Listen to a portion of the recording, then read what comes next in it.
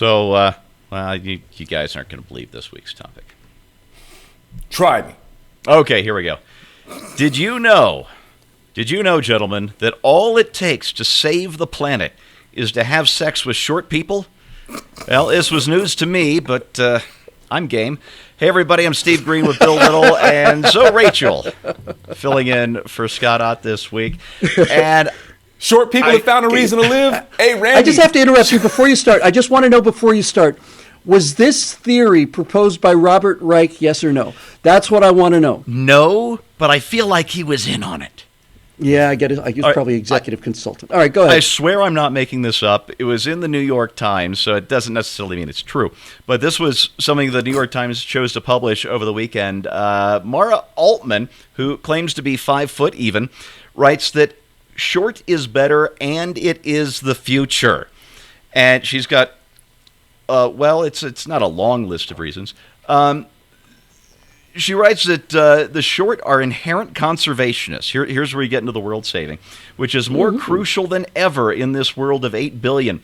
Thomas Samaras, who has been studying height for 40 years and is known in small circles as the godfather of shrinkthink, I'm not making this up, a widely unknown philosophy that considers small superior, calculated that if we kept our proportions the same, but were just 10% shorter in America alone, we would save 87 million tons of food per year, not to mention trillions of gallons of water, because short people take short showers, I suppose, quadrillions of BTUs in energy, I guess because we can shrink our houses. I don't actually know where these calculations come from. And millions of tons of trash. I'm just thinking of the money we'll save on our eensy-weensy clothes. Let me ask you something about that, Steve. You've got a decent science background. Isn't it true that in terms of saving heating bills, isn't it true that the smaller you are, the greater surface area you have relative to volume, which means that you actually need more heat? More heat, that's right. That's why hummingbirds have to consume like 8 million calories a day because they have no body mass to hold in any heat. Right. Yeah. Whales, on the other hand... Whales can eat one hummingbird but I have also tried. Whales are not nearly as good as hovering in place in front of a flower, though. Because I've watched the humpback whales try that, and it's not nearly as impressive. So small people consume less, so therefore we should all be small. So written by a 5 foot person, yes, 5 foot even. 5 foot. Wait. You know what this reminds me of? I'll tell you what it reminds me of. I forget whose line it was. It wasn't mine, but the line it reminds me of is, the brain is the most important organ in the body, says the brain. and I just thought, yes. Sure. Okay, I guess despite this being for short people, this is definitely a stretch, and it's kind of tall on its implications, man. And does this mean that we're gonna have to start discriminating against taller folks? And I don't really have a dog in this hunt, man, because I'm not particularly that tall. I'm only 5'9", and but this right here, no, this is no. Dang it. And by the way, she's talking about height, and we're not talking necessarily about height. We're talking about volume, right? Well, she's talking about short people. Right. My point is, though, if you're a 5 foot person and you weigh 300 pounds, and I'm a 6 foot person and I weigh 180 pounds, aren't you consuming more than I am, short, fat person? Yeah, that's what I was thinking. Also, it's like just because they're shorter doesn't mean that they're not going to have more, weight. Per se, that's what I'm thinking. But generally speaking, if you scale people down, you would scale the weight. On that's average, reasonable enough assumption. Sure. It's like Sir Mix-a-Lot says. It's like what 20? What does he say? 36, 24, 36. Pfft, not unless she's 5'3". It's like I like big butts, and I cannot lie. Dang it. Yeah, that's funny. That's a great line. Oh man. Steve, what this reminds me of is I'm making real progress on this. This history of the Soviet Union thing I'm doing for Daily Wire. And just prior to the Russian Revolution, Trotsky was giving all these speeches to rich people in Petrograd and St. Petersburg. This is in literally in the couple weeks prior to the Communist Revolution, the October Revolution. And he would stand there in front of these rich people and he would say, have you got 2 coats? Then give one to a working person. Have you got a fine pair of boots? Stay at home. Give your boots to a worker. He needs them more than you. And all of these people, of course, are just wrapped up in this rapture because they're completely Stockholm syndrome and they're, oh yeah, just cheering to the rafters. And you keep hearing all this other stuff, and I just want to say, hey, Leon, just as a thought, did the thought ever occur to you maybe a better solution would be to make more coats and boots? I mean, did that just ever cross your mind? Ever? Apparently not. No. And this is the thing. See, the idea that this is why global warming is the universal solvent of leftist leverage, right? That anything can be tied into climate change. So why is she making her argument that we should all be 5'0"? Because the planet is dying and we're all consuming too much stuff. So if you take that away, if you take the planet is dying away, what you got is kind of a whiny little appeal from a small person trying to talk you into their worldview. And when I say that this global warming thing's, beg pardon, climate change thing, which is a much more useful term, because if it's colder than it should be, that's climate change. If it's warmer than it should be, that's climate change. Hooray. But I was looking at some information from Boom. It's a supersonic transport company. It's going to make a first supersonic jet since the 1970s.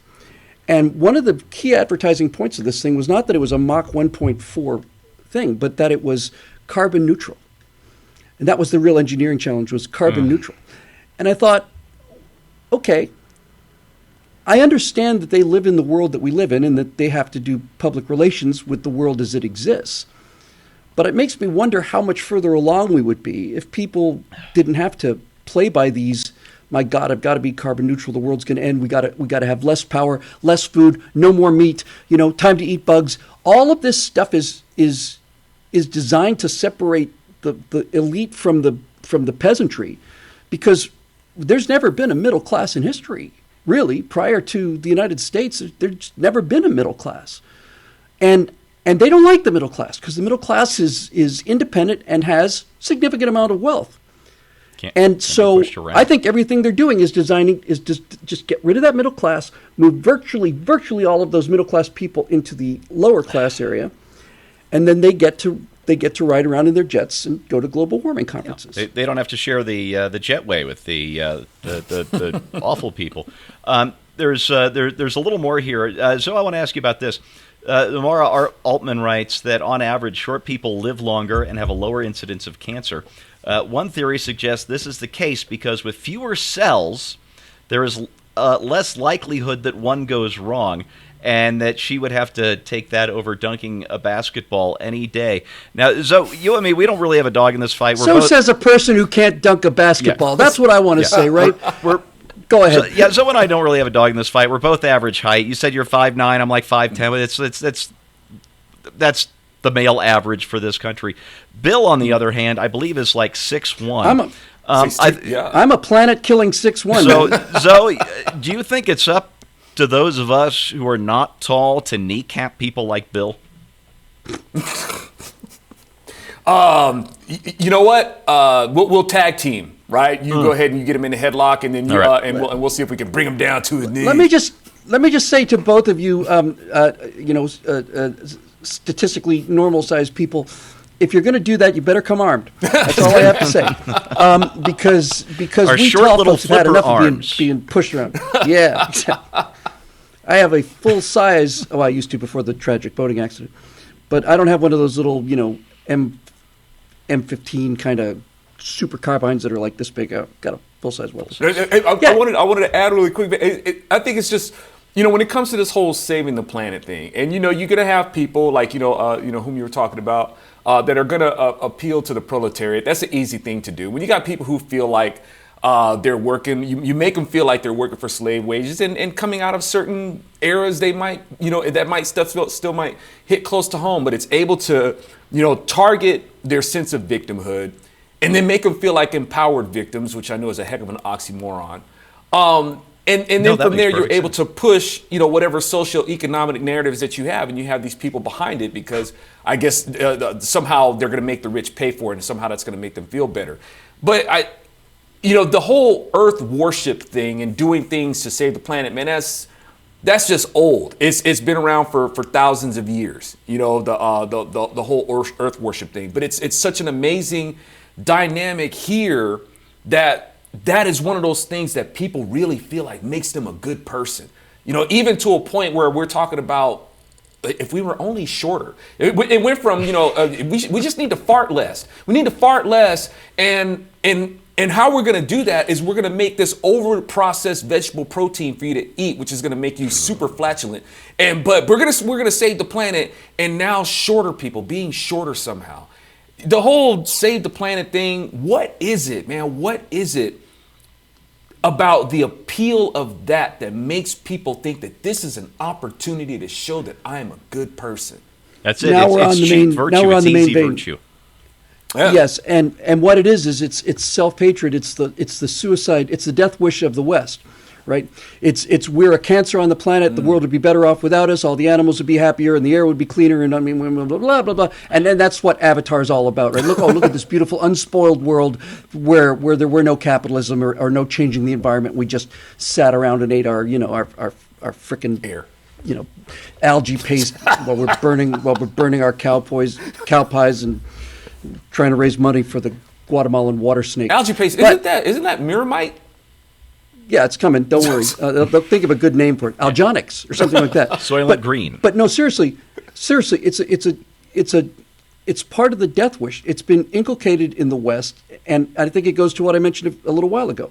The elites don't seem to have a problem with private aircraft and several mansions. I don't have a problem with it either.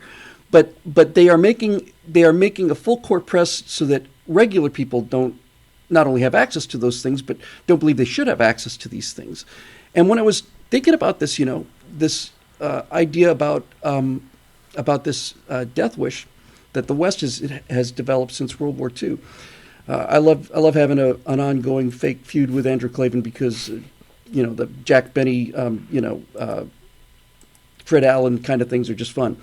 But I was talking with Andrew about this back in the days at PJTV, and he said that he is convinced that all of this is essentially a reaction to Nazi Germany. That what happened in Nazi Germany was so shocking on a species-wide level, right? So repellent on a species shame is how a lot of people have talked about the extermination camps, and that after that the people, the elites, had just lost confidence in it because the elites talk to other elites and they don't have to go out and contact reality like farmers do or other people, So this is what happens when you end up in these little intellectual bubbles. Yeah. Okay. Well, I love getting to wrap- tune into Oh, the right sorry. angle. Like if you guys like tuning into right angle, I like tuning into right angle because I love having the front row seat to hear these historical narratives from the history buffs of the right angle. So this I almost feel like I should pay tuition. Do you have any advice for the rest of us planet destroyers out here, Steve? I have one. What's her name? I have one little. I have one more little quote from Mara Altman here from our New York Times article. She says, "When you mate with shorter people, you're potentially saving the planet by shrinking the needs of subsequent generations. Lowering the height minimum for prospective partners on your dating profile is a step toward a greener planet." So clearly, she's aimed this article at single women who are having a difficult time finding mates, in that preferred Bill Whittle 6'1" category. But That's what this is about. I bet it's one female in particular who's having problems with dates. I bet it's one specific individual. Well, that may be true. Whatever the case, in order to help save the planet, I would like to announce the Breed with Steve program. And if you are a young woman of breeding years who is 5'3" or shorter, please post a headshot and measurements to our comments section, and I may or may not get back to you at my leisure.